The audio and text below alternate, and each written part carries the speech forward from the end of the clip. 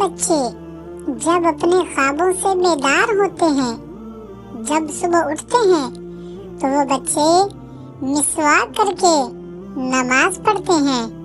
نماز پڑھنے کے بعد یہ پیارے بچے قرآن پاک کی تلاوت کرتے ہیں۔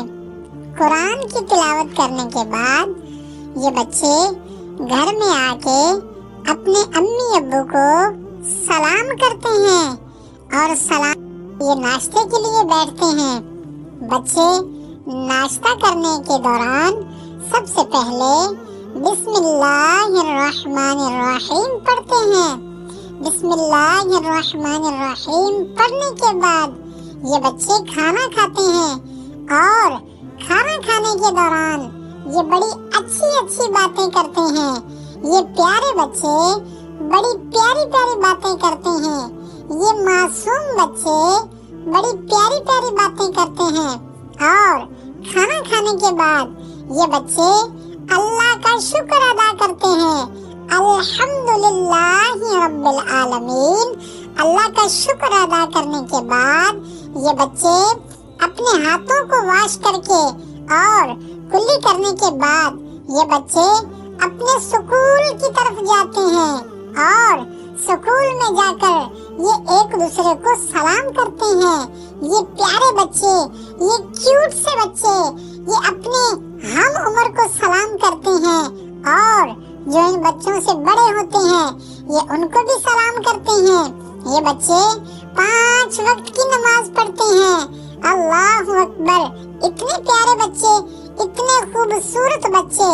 یہ بچے اپنے ماں باپ کا کہنا مانتے ہیں، اپنے ماں باپ کو یہ کبھی بھی ناراض نہیں کرتے۔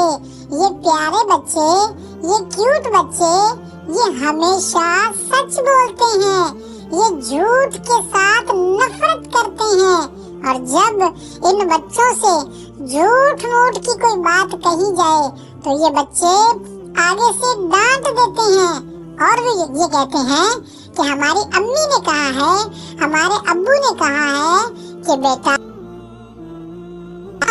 جھوٹ بولنا بری بات ہوتی ہے اور یہ بچے ہمیشہ سچ بولتے ہیں اور جب ان سے کوئی سچی بات کی جائے تو کہتے ہیں ہاں جی میری مما بھی ایسے ہی کہتی ہے، میرے پاپا بھی ایسے ہی کہتے ہیں۔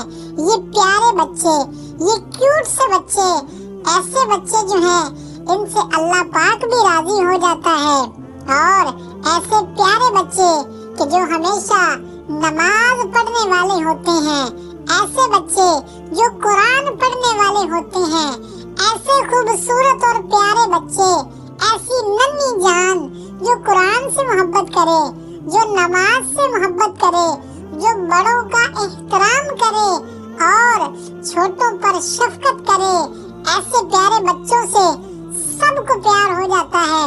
ایسے خوبصورت بچے سب کو پیارے لگتے ہیں اور ایسے پیارے بچے اللہ کو بھی پیارے لگتے ہیں۔ یہ پیارے بچے سارا دن گزارنے کے بعد دوبارہ پھر اپنی خوابگاہ میں چلے جاتے ہیں اور